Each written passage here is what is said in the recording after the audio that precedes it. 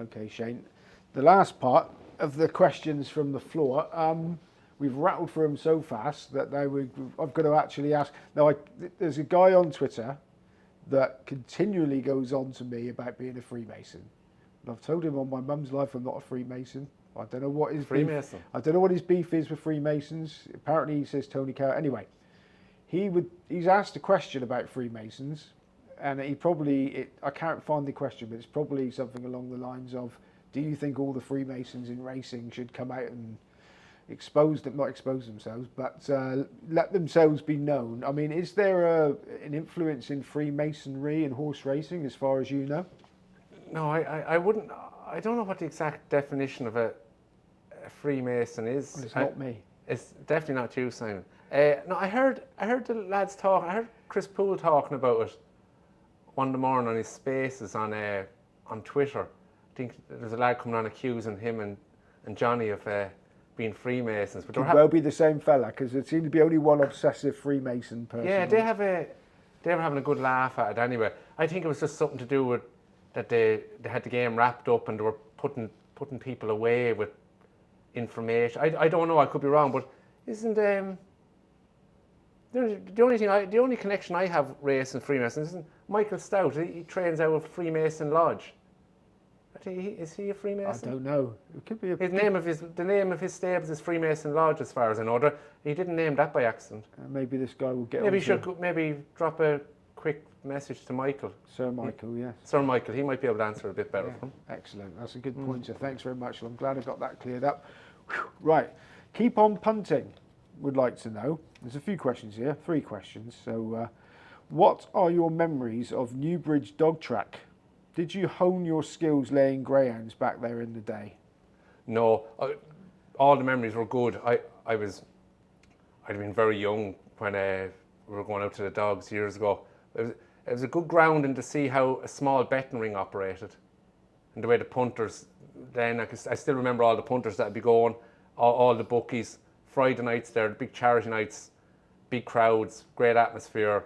All the memories are good. No, give me an insight into how a betting ring operated and how the lads render books and that. But as regards honing my skills, no, I was a 50p on the tote sort of guy back then. Didn't help me at that level. Okay, now the second question.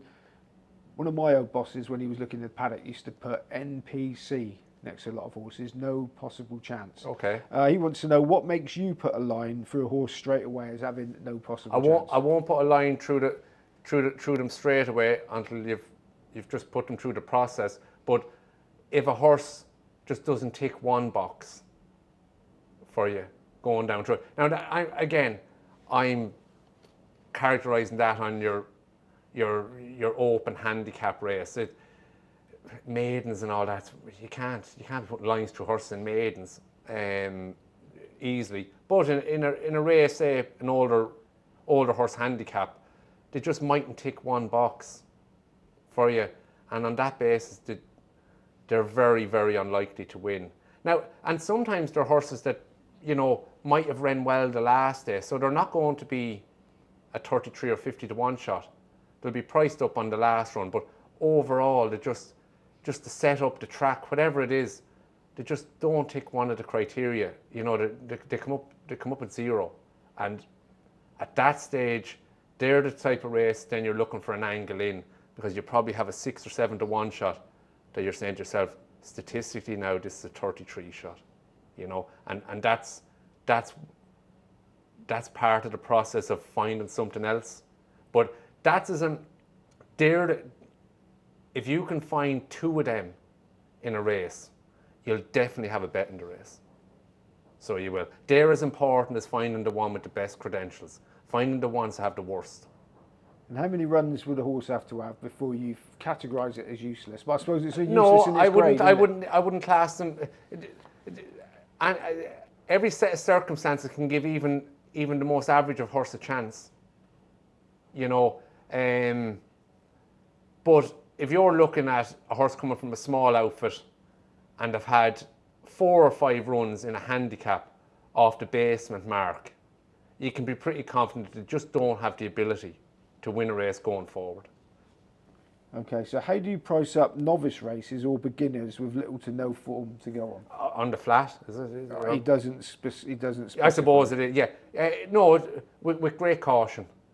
And there are races at, especially this stage of the season, look, a 2-year-old race there at Curra the other day, you'll hear whispers about that, but not a chance I'd have a bet in the race. No, you wouldn't get involved with like the Irish equivalent of the Brockles people. No, all unraced no, I teenagers. like to watch them, and they're the first block of building a, you might end up backing some of them in a nursery off the back of that first run 3 months down the line. But it's good to assess them and see how they're going. Say like 3-year-old maidens and that first run of the year, half the field probably haven't had a run, and then one of the newcomers from a decent yard halves in price. So that muddies the waters as well. So on balance, I'll generally stay out of them until there's just enough form to assess them properly. No, he'd be right. You wouldn't be betting with great confidence. And just, do you have like a rule of thumb for 2-year-old races? How much horses are likely to improve from their first, second run? No, you just have to treat them as individual. I do anyway. Look, you know there's certain yards, horses, the way they're trained, they're going to improve and continue improving. And certain yards, horses are ready to go for their life the first day, and they may not improve. But you have to allow the horse the chance to show you that. So I wouldn't be making any rash judgment on a horse after 2 runs. But what would put me off, if a horse went backwards from his first to second run, there's not a chance I'd back him the next day. Okay, now you've already answered this question, I think, but I will acknowledge it because he was good enough to leave a question. Martin Cairns, Cairnsy 90, percentage-wise, how often do you beat the Betfair SP?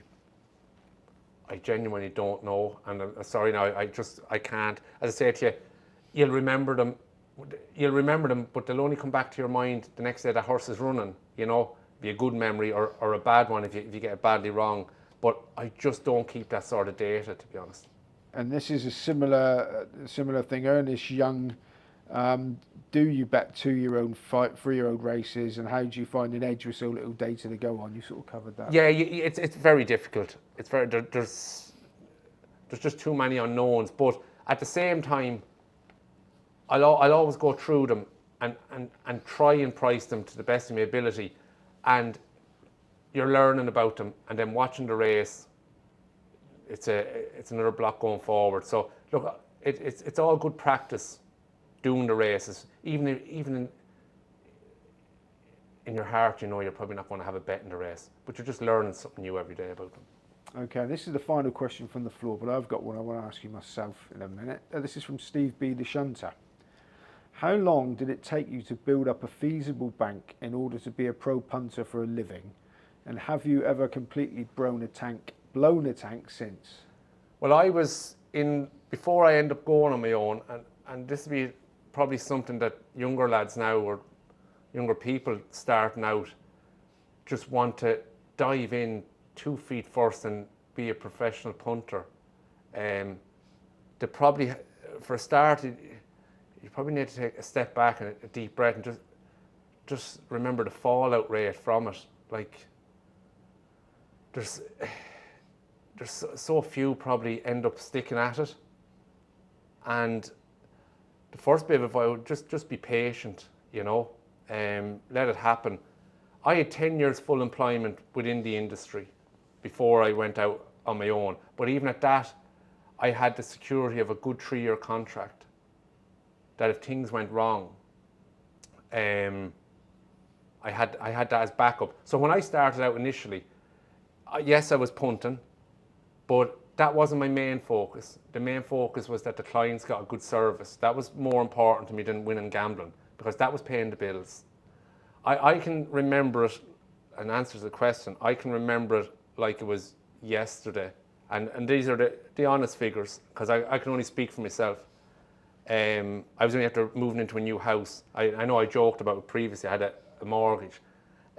But I would have had starting out about 65,000, but I had to put half of that into the house.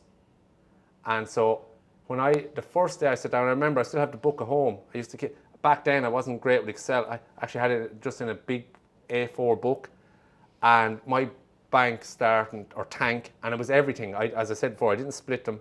Was 35,000, and the mortgage was 200.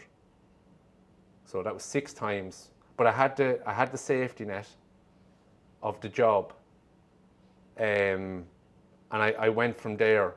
But at the time, it wasn't about what I had starting. It was the opportunity I was given to go on my own. I think you need that sort of money. So you do, but you need some security behind it as well. Because if you're starting out as a young guy or girl going into that business, you need something behind you first. You need some experience, some work-life experience. What if it goes wrong, which it will for a lot of people? What do you do? Where do you go? I would strongly recommend any younger people starting out now to try and get into the industry, if they can, through getting into a trading room, even starting in the shops, into a trade. I know that's I know I'm only talking from my own experience, but you get to meet like-minded people. You get to learn things. You might get to meet a couple of people that'll teach you things and make you more rounded as a punter, because you have to learn. You have to keep moving in this game. You know, it's not easy, and anyone who thinks they have it wrapped up, they're kidding themselves, because youngsters starting out there now, they've no idea what's ahead of them. I was going to ask you, one of the things that I think you said you had a 5-month losing run at one point. It was January, it was 2021, and the previous year went fine, and it was like I said to you, it was like someone turned the lights off on me on January the 1st, and it lasted 11 weeks. It got to the stage where I was nearly glad I was only losing a certain amount, and I just thought to myself, like, what's going on?